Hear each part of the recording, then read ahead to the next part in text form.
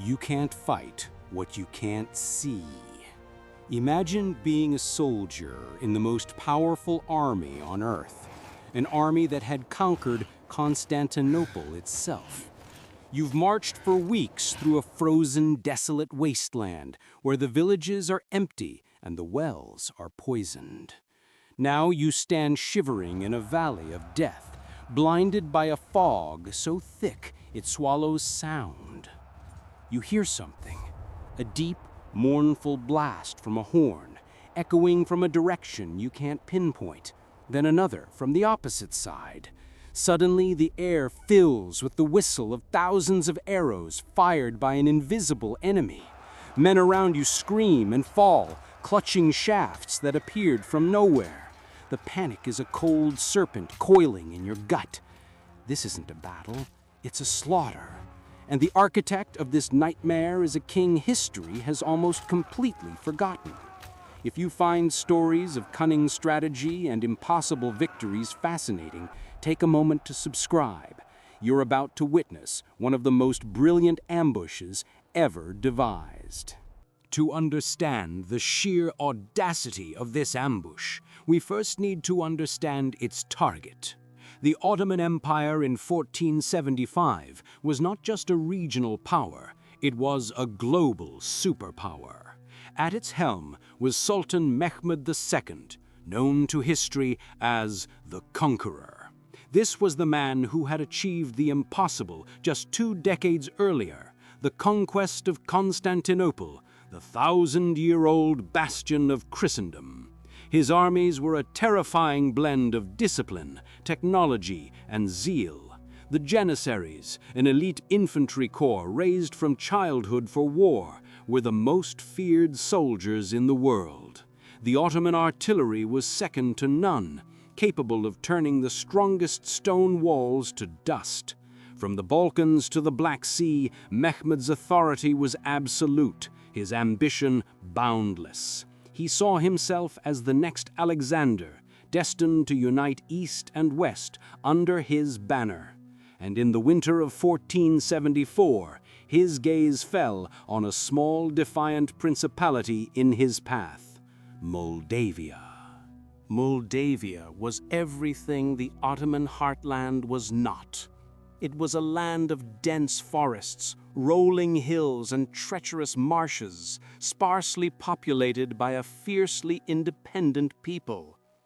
And it was ruled by a man as rugged as the land itself, Voivode Stephen III, later known as Stephen the Great. Stephen was no stranger to conflict.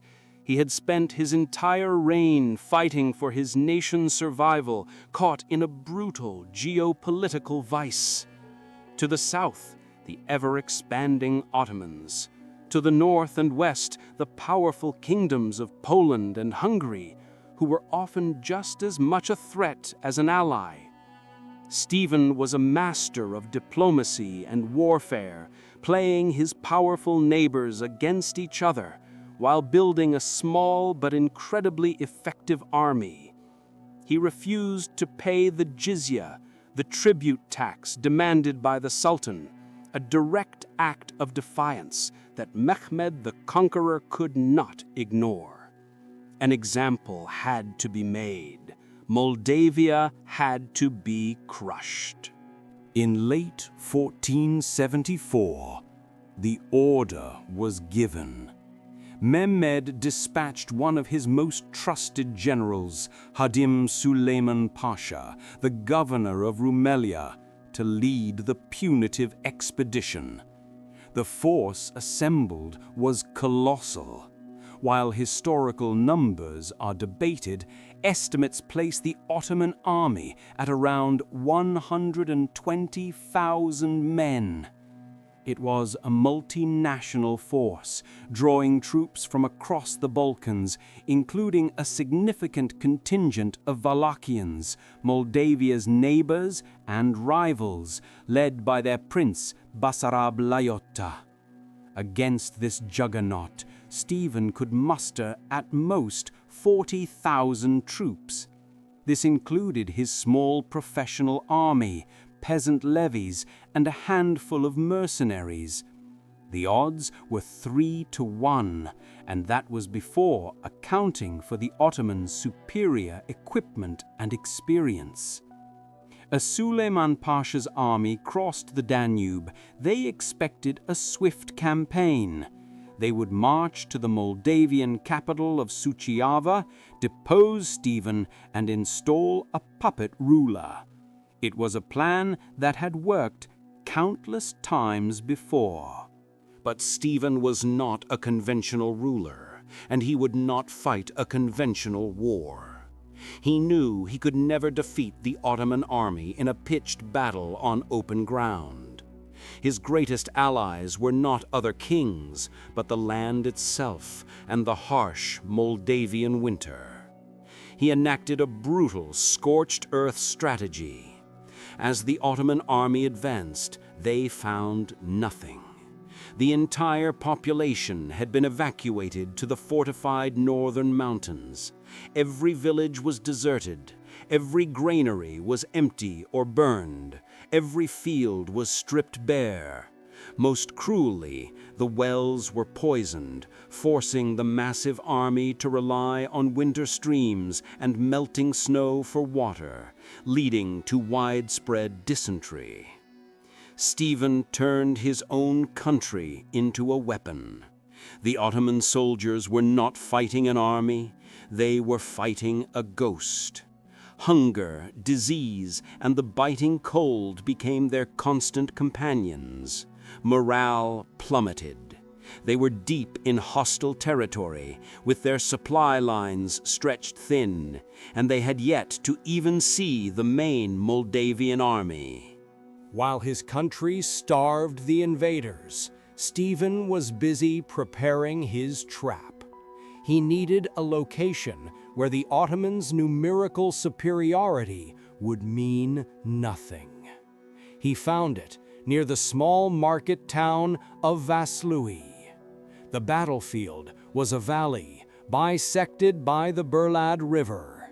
In the dead of winter, the river was partially frozen, but the surrounding land was a treacherous marsh hidden under a blanket of snow. The valley was flanked on both sides by steep, densely wooded hills. It was a natural bottleneck. Any army marching through it would be forced into a long, narrow column, unable to spread out into their devastating battle formations. The marshes would trap their cavalry, and the forests would provide perfect cover for Stephen's hidden troops. He knew the Ottoman commanders, arrogant in their numbers, would see the valley as the most direct route and march straight into it. He placed his main camp on a fortified hill at the northern end of the valley, a tempting target to draw the enemy forward. All he needed now was the final ingredient for his masterpiece of death. That ingredient was the weather. Stephen was a native of this land. He understood its rhythms. He knew that in January, this river valley was prone to producing incredibly dense fog, especially in the mornings. On the morning of January 10th, 1475, his gamble paid off.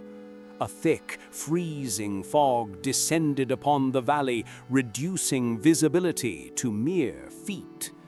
It was the perfect cloak for an ambush. The Ottoman army, already weary and frustrated, awoke to a disorienting white world. They could barely see the man in front of them, let alone scout the wooded hills on their flanks.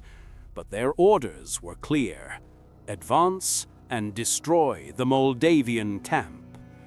Confident that no army would dare attack in such conditions, they began their march, plunging blindly into the heart of the trap. The attack didn't begin with arrows or cannon fire. It began with sound. Stephen had positioned musicians with war horns and drums on opposite sides of the valley. As the Ottoman vanguard entered the narrowest point, the signal was given. A thunderous, coordinated blast of noise erupted from the fog. The sound echoed off the hills, making it impossible to tell where it was coming from or how large the enemy force was. To the disoriented Ottoman soldiers, it sounded like they were surrounded by a vast army. It was pure psychological warfare, designed to sow chaos and fear before a single drop of blood was shed. The Ottoman commanders, unable to see anything, urged their troops forward, believing the noise was a bluff and that the main enemy force was at the camp ahead. They marched directly into the killing zone. Hidden on the wooded slopes were the bulk of Stephen's forces, including his secular mercenaries, renowned for their archery. As the Ottoman column packed into the bottleneck, another signal was given. Thousands of archers and handgunners opened fire. It was a massacre. The Ottomans were so tightly packed they couldn't miss. Arrows rained down on them from unseen enemies, each volley felling dozens of men. They couldn't fight back effectively. They were shooting blindly into the fog.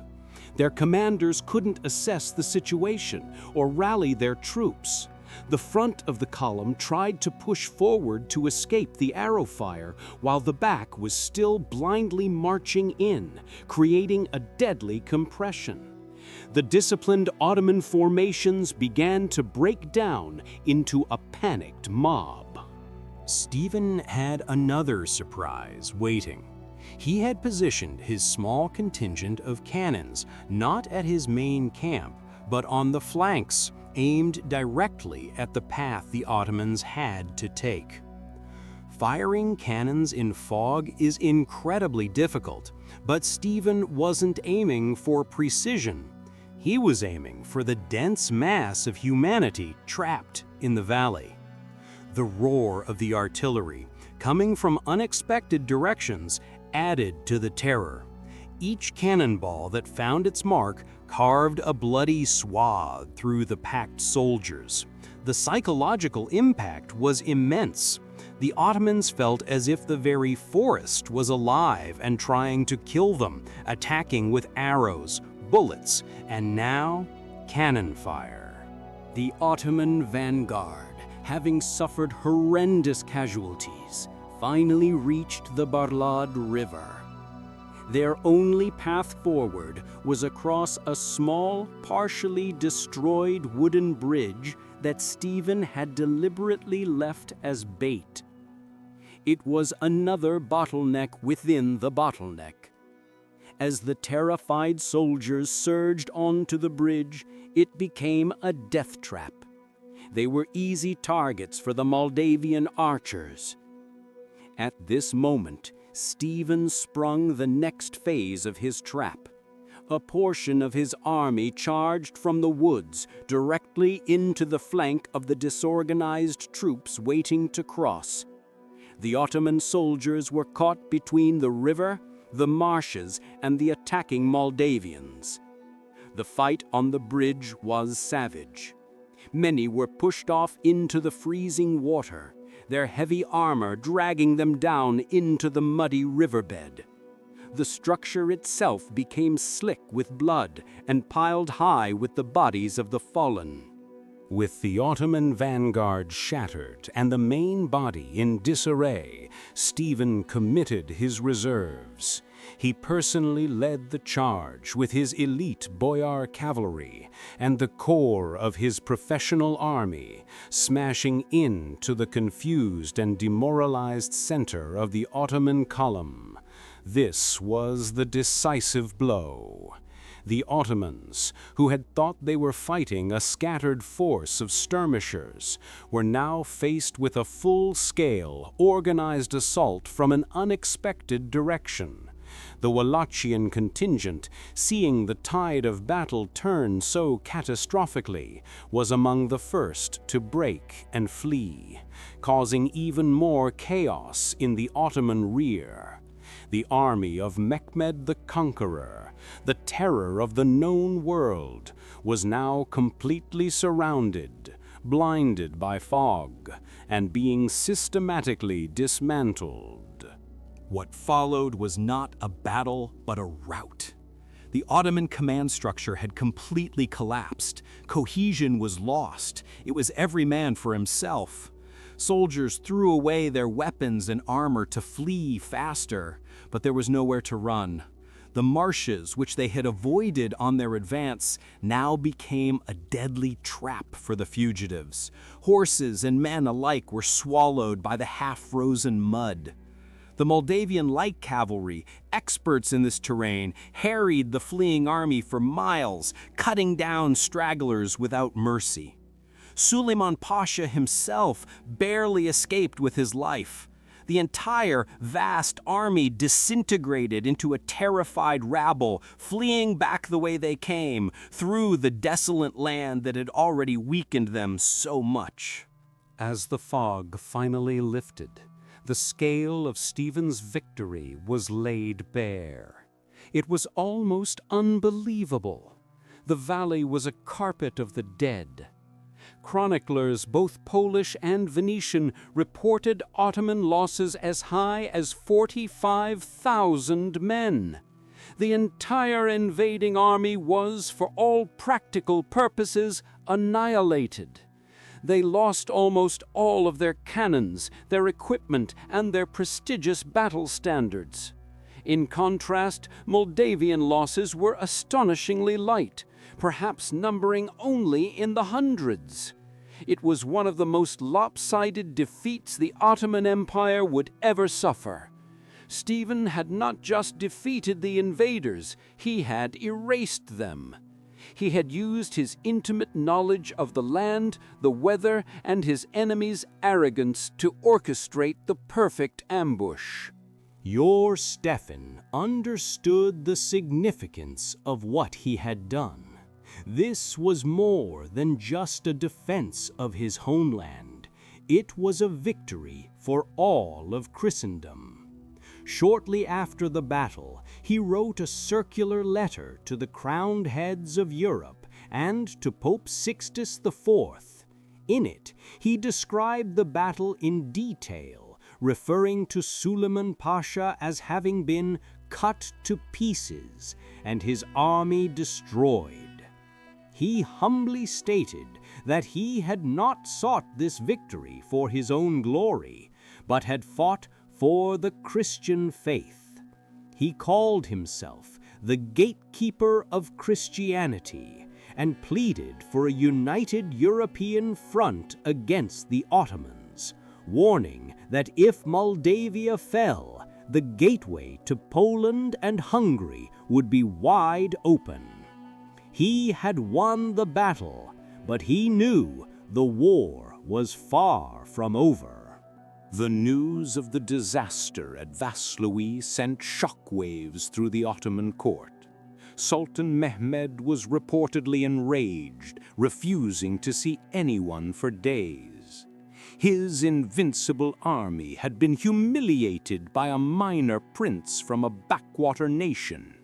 It was an intolerable insult to his prestige as the conqueror. While some of his advisors counseled caution, Mehmed's desire for revenge was absolute. He immediately began preparations for a new, even larger invasion, which he would lead himself. The following year, in 1476, Mehmed returned to Moldavia with a force of nearly 150,000 men and a thirst for vengeance. Stephen's small country would once again have to fight for its very existence against the full might of the empire. Despite the sheer brilliance of the victory at Vaslui, and despite Stephen's pleas, the great powers of Europe did not unite. They were consumed by their own rivalries and politics. Hungary and Poland sent congratulations, but no significant military aid. The Pope named Stephen Athleta Christi, a champion of Christ, but this was a title, not an army. Because Moldavia was on the periphery of Europe, and because Stephen ultimately had to fight the next Ottoman invasion largely alone, his incredible victory at Vaslui often gets relegated to a footnote in Western European history. It isn't taught with the same reverence as other famous underdog victories. Yet, for a time, it halted the Ottoman advance into northeastern Europe, buying precious time for Poland and Hungary. It proved that the Ottomans were not invincible. Stephen the Great would go on to rule for nearly 50 years, fighting over 30 major battles and losing very few. He became a legendary figure, a national hero for modern-day Romania and Moldova, renowned for his piety as much as his military genius, building a church or monastery after every victory. While he may be a forgotten king to much of the world, in his homeland he is remembered as the man who held the gate. The Battle of Vaslui stands as his masterpiece. It's a timeless lesson in strategy, proving that a smaller, well-led force can defeat a much larger one by turning the environment itself into a weapon. It shows that psychological warfare, the use of sound, confusion, and fear, can break an army before swords even cross. It is the anatomy of a perfect ambush, orchestrated by a king who used fog and ice to annihilate an empire. The Battle of Vaslui is a masterclass in turning weaknesses into strengths. What other historical battles can you think of where terrain and weather played a more important role than the size of the armies? Let us know your thoughts in the comments below. We read every one. Thank you for watching.